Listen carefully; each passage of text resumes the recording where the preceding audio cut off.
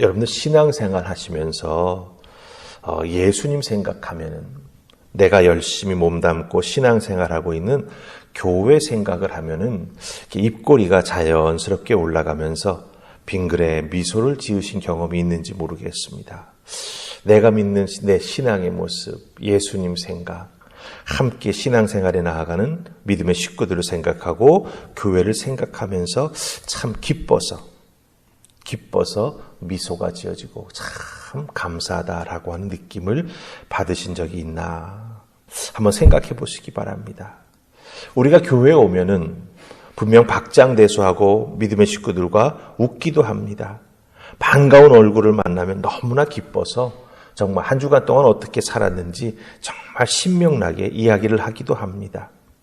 그런데 신앙생활하는 게 기쁘십니까? 이렇게 물어보면 교회에 와서 떠들고 웃기도 하고 사람과 반갑게 만나고 한 주간 어떻게 살았는지 삶을 나누기도 하지만 이상하게 신앙생활하는 게 기쁘십니까? 이렇게 딱 질문을 받게 되면 길지 않은 제 목회 경험이지만 많은 비율의 성도님들이 선뜻 기쁘게 신앙생활합니다. 이런 대답을 잘 못합니다.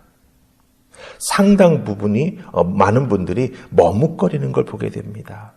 왜 그럴까? 아직 정확한 이유를 제가 찾아낸 것은 아니지만 오늘 우리가 읽은 시편 4편에 나오는 다윗이 우리들에게 신앙생활은 참으로 기쁜 것이다라고 하는 걸 알려줍니다.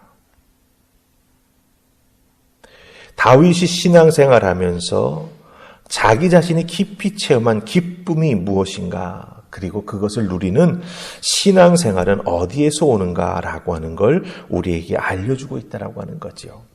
특별히 요즘처럼 힘들고 어려울 때 정말 신앙생활하면서 우리가 기쁨을 많이 누려야 되지 않겠습니까? 그래서 다윗이 우리에게 알려주는 그의 체험을 통해서 깨달은 기쁨이 무엇인지를 우리가 잘 알고 우리도 하나님 주시는 기쁨, 신앙생활을 하면서 우리가 함께 누릴 수 있는 그 기쁨을 진짜 맛보는 우리 하늘봉합병교회 성도들이 되기를 바라면서 오늘 시편 4편의 말씀을 우리가 한번 잘 살펴보십시다.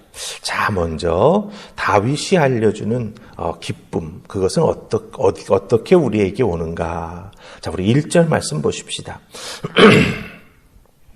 1절 찾으셨습니까? 같이 읽습니다. 자, 시작. 내 의의 하나님이여 내가 부를 때에 응답하소서. 곤란 중에 나를 너그럽게 하셨사오니 내게 은혜를 베푸사 나의 기도를 들으소서. 아멘. 이 1절 말씀에 보면 하나님 앞에 다윗이 기도하면서 하나님의 이름을 부르면서 분명히 곤란한 중에 하나님의 이름을 불렀다라고 1절은 말합니다. 그런데 이 1절에 다윗이 곤란한 중에 하나님을 불렀을 때 하나님께서 어떻게 그 곤란 중에 하나님의 이름을 부르는 다윗을 대해 주셨는가라고 하는 게 다윗이 말하는 기쁨의 근원입니다. 중간 부분에 곤란 중에 나를 너그럽게 하셨사오니 이런 표현이 나오죠. 다윗이 어려움에 처해서 하나님의 이름을 부르며 기도할 때에 하나님께서 다윗의 부르짖음을 들으시고 다윗을 너그럽게 해주셨다라고 하는 거예요. 나를 너그럽게 해주셨다. 하나님께서 그 다윗의 마음을 너그럽게 만들어 주셨다라고 하는 의미지요. 여기서 너그럽게 하셨다라고 하는 이 표현에는 무슨 의미가 담겨져 있냐 하면 마음의 공간을 넓혀주셨다라고 하는 뜻이 있습니다. 이 너그럽게 한다라고 하는 말 자체가 이 크게 만든다라고 하는 뜻이에요. 네. 그러니까 어렵고 힘든 상황이니까 다윗의 마음이 얼마나 힘들겠습니까? 다윗의 마음이 얼마나 소심하게 변했겠습니까? 그런데 하나님께서 이 곤고한 때에 내가 하나님을 찾으니 하나님께서 내 마음을 너그럽게 하셨다. 내 마음의 공간을 넓혀주셨다. 넉넉하게 해주셨다라고 하는 뜻입니다. 다윗은 참 어려움을 많이 겪었습니다. 때로는 광야에서 홀로 정말 외롭게 새벽 이슬을 맞으면서 덜덜 떨면서 광야에 숨어 있을 때도 많이 있었습니다. 다윗이 외롭고 어려움을 겪는 그 시기에 하나님의 이름을 부르면서 도움을 구할 때 하나님께서 다윗의 마음이 편협해지지 않도록, 사람을 원망하면서 자꾸 외통수 마음을 갖지 않도록 다윗의 마음을 어떻게 해주셨다고요? 다윗의 마음의 공간을 넓혀주셨다. 너그럽게 해주셨다. 그 참 은혜가 다윗에게 임했다라고 하는 거죠. 여러분들, 어려운 시기, 외로움을 겪을 때 잘못하면 마음이 좋아지고요. 여러 가지 환경에 대해서 과민하게 반응하게 됩니다. 그렇게 되면 어리석은 선택을 하게 되죠. 조급하게 결정하게 되고 감정적인 대응하기가 쉬워집니다. 근데 분명한 건 뭔지 아십니까? 이렇게 정말 마음이 좁아지고 어리석은 선택을 하고 감정에 움직이게 된다면 나중에 후회하게 됩니다. 그리고 결국 자기가 결정했던 그 대가를 자기가 책임지고 치러야 되게 돼 있어요. 그냥 지나가는 법이 없습니다. 하지만 하나님께서 은혜를 베풀어 주셔서 우리의 마음을 넓혀주시면 사건이나 그 어려움에 처해 있는 자기의 상황을 신앙적으로 보고 해석하게 됩니다. 그리고 지혜롭게 결정할 수 있게 되죠. 여러분들, 곤란 중에도 웃을 수 있는 여유, 마음 깊은 곳에서 올라오는 하나님이 주시는 그 기쁨을 어떨 때? 하나님께서 우리의 마음을 넓혀주실 때. 근데 하나님께서 우리의 마음을 언제 넓혀주시냐? 곤란 중에도 하나님의 이름을 부르면서 하나님 앞에 기도할 때 하나님이 우리의 마음을 넓혀주신다라고 하는 거예요. 거기에서부터 기쁨은 우리에게 임하게 되는 것이고 그 기쁨이 우리의 삶 전체를 휘감으면서 정말 세상의 걱정과 근심은 잊게 만들고 기쁨으로 신앙생활에 나아가는 은총을 우리에게 베풀어 주신다라고 하는 것이죠. 여러분들, 어려운 중에 있으십니까? 곤란 중에 있으십니까? 그렇다면 하나님의 이름을 부르며 기도하시기 바랍니다. 그럴 때 하나님께서 우리들의 마음을 너그럽게, 우리의 마음의 공간을 넓혀주셔서 정말 편협해지지 않고 외통수 생각이나 행동하지 않도록 우리를 도와주셔서 더욱더 깊은 하나님의 은혜 가운데 하나님이 나를 이렇게 인도해 주시는구나 라고 하는 걸 깨닫고 정말 기쁘고 감사한 마음으로 신앙생활을 하게 해주실 줄 믿습니다. 자, 그래 두 번째 말씀, 우리 7절 말씀 보십시다. 7절 찾으셨습니까? 같이 읽습니다. 주께서 내 마음에 두신 기쁨은 그들의 곡식과 새 포도주가 풍성할 때보다 더하니이다. 아멘. 하나님께서 이렇게 내 마음의 공간을 넓혀주셔서 기쁜 마음을 허락해 주셨습니다. 그 기쁜 마음 가지고 열심히 삶을 살면서 다윗이 깨달은 게 있어요. 그게 뭐냐? 이 7절에서 두 가지를 비교합니다. 그렇게 내 마음을 넓혀주시는 하나님 주신 기쁨과 먹을 것이 풍성하여 걱정이 없을 때의 그 기쁨, 이 두 가지를 비교하는 거예요. 어떤 게 정말 더 나를 기쁘게 만들었는가? 다윗이 무엇을 고백합니까? 자기의 곳간에 혹은 왕이 되어서 먹을 것 걱정하지 아니하고 정말 풍성한 삶을 살 때보다 광야에서 어렵고 힘들었지만 하나님께서 내 마음을 넓혀주셔서 내 마음을 만져주셔서 하나님이 주시는 하늘의 은혜를 누리면서 살아갈 때가 더 기뻤다라고 고백합니다.